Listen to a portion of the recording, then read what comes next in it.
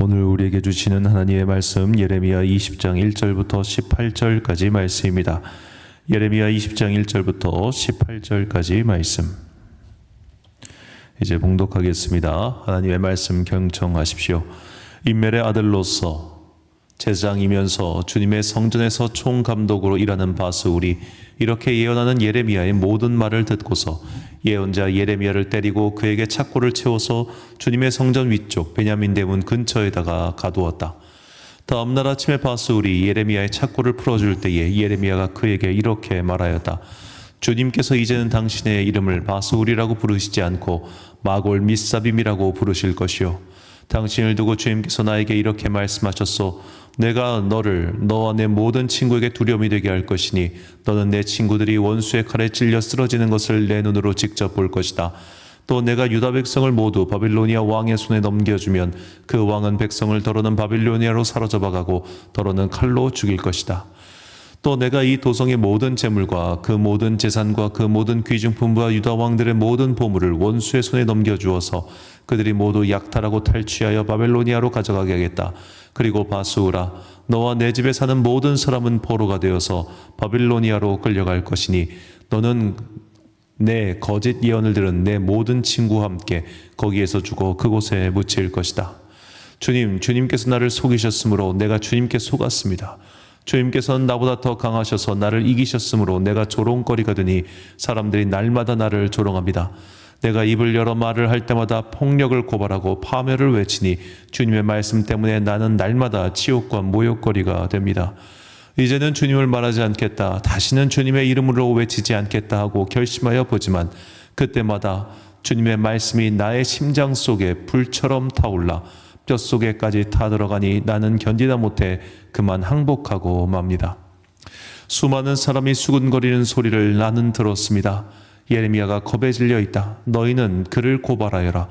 우리도 그를 고발하겠다 합니다. 나와 친하던 사람들도 모두 내가 넘어지기만을 기다립니다. 혹시 그가 실수를 하기라도 하면 우리가 그를 덮치고 그에게 보복을 하자 합니다. 그러나 주님은 내 옆에 계시는 힘센 용사이십니다. 그러므로 나를 박해하는 사람들이 힘도 쓰지 못하고 쓰러질 것입니다. 이처럼 그들이 실패해서 그들은 영원히 잊지 못할 큰 수치를 당할 것입니다. 만군의 주님은 의로운 사람을 시험하시고 생각과 마음을 감찰하시는 분이십니다. 내 억울한 사정을 주님께 아뢰었으니 주님께서 그들에게 내 원수를 갚아 주십시오. 내가 그것을 보기를 원합니다. 주님께 노래하여라. 주님을 찬양하여라. 주님께서는 억압받는 사람들을 악인들의 권세에서 건져주신다. 내가 태어난 날이 저주를 받았어야 했는데 어머니가 나를 낳은 날이 복된 날이 되지 말았어야 했는데 나의 아버지에게 아들입니다. 아들 하고 소식을 전하여 아버지를 기쁘게 한 그 사람도 저주를 받았어야 했는데 바로 그 사람은 주님께서 사정없이 뒤엎어 놓으신 성읍들처럼 되어서 아침에는 울부짖는 고통 소리를 듣고 대낮에는 전쟁의 함성을 들었어야 했는데 내가 모태에서 죽어 어머니가 나의 무덤이 되었어야 했는데 내가 영원히 모태 속에 있었어야 했는데 어찌하여 이 몸이 모태에서 나와서 이처럼 고난과 고통을 겪고 나의 생애를 마치는 날까지 이러한 수모를 받는가. 아멘. 다시 불타오르게 라는 제목으로 하나님의 말씀 선포하겠습니다. 성경에 나온 많은 사람들 중에 자신이 태어난 날을 이렇게 열심히 저주한 사람은 아마도 예레미야와 욥 이 두 사람이 유일하지 않을까 싶습니다. 욥도 이렇게 길게 나오지 않습니다. 그만큼 예레미야는 지금 마음의 무언가가 와르르르르 무너진 상태가 된 겁니다. 자, 예레미야가 아마도 그가 선지자 활동을 하면서 많은 고난이 있었겠지만 이 바술에게 얻어맞고 갇힌 거는 되게 모욕적인 일이었던 거예요. 그러니까 나중에 이제 시드기야도 그를 가두긴 하는데, 그러니까 국가 권력으로부터 이렇게 당하는 것과 당하는 것도 급이 있잖아요. 그러니까 우리가 뭐 한참 나보다 권력도 강하고 어떤 법적인 정당성도 있고 그런 국가 권력으로부터 핍박을 받는 거랑 동네 양아치한테 핍박을 받는 것, 그 둘 중에 어느 게 더 우리의 자존감을 무너뜨리겠습니까? 동네 양아치입니다. 저런 급도 안 된 녀석한테 내가 당해야 된다고? 야, 저 정도밖에 안 된 녀석한테 내가 지금 이런 수모를 겪어야 돼? 예레미야가 그런 거예요. 차라리 자기와 함께했던 아나돗 사람들이 자기를 암살 모의를 했을 때는 굉장한 두려움과 그리고 큰 비애감이 그를 덮쳤겠죠. 비애하죠. 자기가 함께했던, 어떻게 보면 요즘으로 치면은 교회 성도 아니에요. 교회 성도들이 쟤는 너무 하나님의 말씀만 전해서 우리가 못 살겠어. 쟤 쫓아내고 쟤를 죽이든지 쫓아내든지 해가지고 다른 목사로 바꾸자. 이런 모의를 한 거예요. 자, 오히려 그런 모의를 하면 그냥 내가 고난을 받고 있구나. 내가 참 그래 내가 이거 버텨야지. 이런 마음이 드는데, 예를 들어 뭐 실제로 겪으신 분 이야기입니다만, 교회 집사가 와가지고 이 새끼야 죄송합니다. 이 자식아 설교 똑바로 하고 뺨 때리고 그러면 자괴감이 그렇게 몰려온다는 거예요. 내가 이거 계속 해야 되나? 라고 말이죠. 그러니까 별것도 아닌 사람 바술은 물론 이제 직책이 있는 사람이었지만 예레미야를 가둘 수 있는 그 어떤 정당성을 가진 사람이 아닙니다. 그런데도 그를 때리고 모욕하고 찾고 이렇게 이걸 채워가지고 하루 동안 가둬놓은 거예요. 왜 하루만 가둬놓겠습니까? 법적인 정당성이 없으니까 하루만 가둬놓고 다시 풀어준 거죠. 그 일을 겪고는 이제 그에게, 그리고 바술에게 하나님의 말씀, 경고의 말씀을 전한 이후에 예레미야가 나오면서 이게 뭐지? 내가 왜 이 꼴 당해야 되지? 내가 왜 이렇게 고생해야 되지? 그 생각이 가득 그의 머릿속에 들어와 있었던 겁니다. 자, 그런데 오늘 본문의 구조를 쭉 보면 7절부터 18절까지가 예레미야의 독백 그리고 기도의 말인데, 그 내용을 좀 유심히 봐야 돼요. 자, 7절부터 18절까지를 쭉 봤을 때 이 구조는 전형적인 성경 안에 있는 구조인데 보통 샌드위치 구조라고 합니다. 그러니까 7절과 8절의 내용, 내가 하나님의 일 때문에 모욕당하고 있다는 것, 그리고 14절부터 18절까지 내용, 내가 이렇게 모욕당하고 있는 나의 심정. 그러니까 이 A와, 그러니까 7, 8절과 14절과 18절 이 두 개는 이어지는 내용입니다. 그래서 이거를 그러니까 7절에서 8절을 A라고 했을 때 14절부터 18절을 A-라고 할 수 있죠. 이 전형적인 성경 안에 있는 샌드위치 구조식 문장인데요. 중요한 거는 그 사이에 들어가 있는 B입니다. 그러니까 샌드위치 안으로 치면 그 소라고 하죠. 그 안에 들어가 있는 게 중요한 건데, 그 중요한 내용, 이 9절부터 13절까지 내용인데, 그렇지만 나는 하나님을 사랑하고 그리고 하나님은 나를 지켜주실 것이다 라는 고백이 이 안에 들어가 있죠. 그러니까 저자는 이 문장을 통해서 무엇을 강조하고 싶은 것이냐, 물론 샌드위치 겉면인 그 빵의 촉촉함도 중요하지만 저 같은 사람은 내용물이 더 중요하거든요. 이 안에 있는 내용물을 강조하기 위해서, 즉 9절부터 13절까지 내용물을 강조하기 위해서 자신이 겪고 있는 이 고난의 외피를 두른 겁니다. 자, 그렇다면 저자가 강조하고 싶은 이 9절부터 13절까지 내용의 핵심 두 문장, 두 개의 절을 뽑을 수 있을 것 같은데요. 9절과 12절 말씀. 내가 다시는 여호와를 선포하지 아니하며 그의 이름으로 말하지 아니하리라 하면 나의 마음이 불붙는 것 같아서 골수에 사무치니 답답하여 견딜 수 없나이다. 의인을 시험하사 그 패부와 심장을 보시는 만군의 여호와여, 나의 사정을 주께 아뢰어 싸운즉 주께서 그들에게 보복하심을 나에게 보게 하옵소서. 아멘. 내 마음이 불붙는 것 같다. 하나님의 이 말씀을, 이 마음을 선포하지 않으면 내가 답답하여 견딜 수 없다. 그래서 이런 모욕이 있고, 그래서 이런 고난이 있어도 나는 어쩔 수 없이 이 일을 계속할 수밖에 없다. 주님, 내 사정을 주께 아뢰었사오니 주여 나를 지금 괴롭히고 모욕하고 핍박하는 모든 자들에게 보복하여 주옵소서. 그러니까 예레미야의 속마음은 보복이 중요한 게 아니에요. 하나님께서 살아계셔서 당신의 일을 하는 나를 지켜달라고 하는 것, 그것을 내가 좀 보고 싶다는 겁니다. 그러니까 우리도 사실 이런 기도 많이 하잖아요. 내가 하나님의 일을 열심히 해요. 주님의 일에 충성했어요. 자, 경험이 있으니까, 은혜가 있으니까 충성하는 겁니다. 그런데 그 은혜도 세월과 함께 조금씩 식어요. 그 경험도 시간과 함께 조금씩 바래집니다. 그렇기 때문에 우리가 기도하는 게 뭡니까? 다시 체험하게 해주세요. 다시 보게 해주세요. 어쩌면 이전에 경험했던 것보다 더 큰 것을, 더 좋은 것을 내가 좀 경험하게 해주세요. 왜냐? 나는 지금 이러지도 저러지도 못하는 거예요. 저자의 심정은. 불이 타고 있어요. 마음속에서는 불이 타요. 그래 내가 힘을 내야지. 그래 내가 이런 일을 겪었어도 주님께서 의인의 심정을 감찰하시는 거지. 머리로는 알아요. 그런데 삶은 너무너무 힘들어요. 머리로는 이렇게 해야 되는 건 알고 있는데 내 가슴은 이 삶 때문에 너무너무 지치고 힘들어 있어요. 그때 우리가 어떤 기도합니까? 주님, 다시 한번 나에게 당신의 살아계신 은혜를 체험하게 하옵소서. 주님, 나의 힘으로는 나의 머리로는 이 상황을 바꿀 수가 없습니다.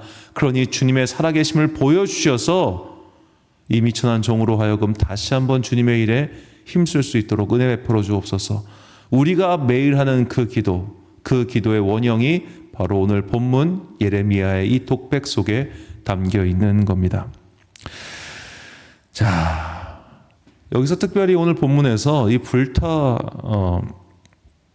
나의 마음이 불붙는 것 같다 할 때 이 불붙는 것 같다, 이 단어는 이 성경 안에서 용례가 굉장히 많습니다. 일단 뭐 불태우다, 태우다 할 때 이 단어를 쓰기 때문인데, 보통 보면 긍정적인 의미로 사용하고 또 부정적인 의미로 사용한 이 두 가지 정도의 사례가 있습니다.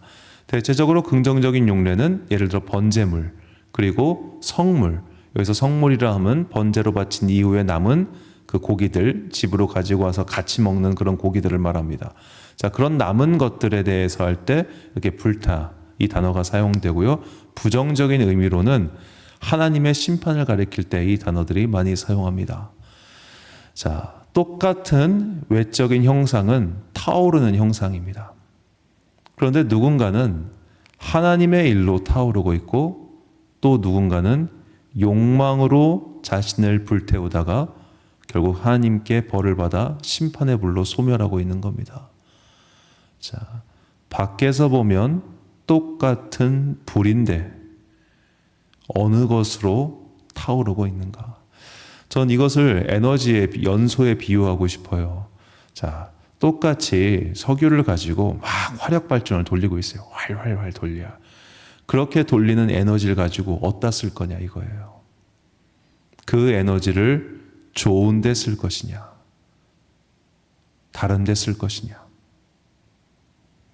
자, 원자력이라고 하는 에너지를 좋은 데 쓰니까 원자력 발전소가 되고, 나쁜 데 쓰니까 인류를 멸절시킬 수 있는 무기가 되는 것 아니겠습니까? 우리의 삶도 마찬가지라는 겁니다. 무엇을 향하여 나의 인생을 불태우고 있냐, 이 말입니다. 예레미야처럼 하나님의 일로 인하여 자신을 불태우듯이 그렇게 살고 있습니까? 아니면 내 욕심, 이 바소울처럼 내 욕심, 내 평안, 오직 그것만을 위해서 자신을 불태우며 살고 있습니까? 자신을, 나를 위해서, 내 욕망을 위해서 자신을 불태우고 있는 사람, 그 사람의 끝은 결국 죄밖에 남지 않은 인생의 그 허연 것뿐이겠지만, 하나님의 나라를 바라보며 하나님 나라의 소망으로 인해서 그 일로 인해 자신을 불태운 사람들은 한결같이 부활의 영광에 동참하게 되었습니다. 우리는 부활을 바라보는 사람들입니다. 그렇기 때문에 우리는 잿더미 속에서도 다시 일어서게 될 것입니다. 이 부활의 최종 소망을 바라본 자들이 주님께 올려드린 찬양이 있습니다. 시편 42편과 43편의 찬양인데요. 이 찬양은 고라자손이 마스길로 부른 찬양이라는 부제가 붙어 있으며, 사실 42편과 43편은 하나의 시편입니다. 이 하나의 시편을 아마도 성전에 모인 자들과 함께 불렀을 겁니다. 성전에 모인 자들도 똑같은 마음이었겠죠. 힘겨운 인생, 괴로운 인생, 그러나 다시 한번 하나님의 일을 해보겠다고, 주님께 충성해 보겠다고 모인 사람들, 그 사람들과 함께 그들은 이렇게 찬양합니다. 시편 42편 5절, 11절, 5절 똑같은 말씀입니다. 내 영혼아, 내가 어찌하여 낙심하며 어찌하여 내 속에서 불안해하는가? 너는 하나님께 소망을 두라. 나는 그가 나타나 도우심으로 말미암아 내 하나님을 여전히 찬송하리로다. 아멘.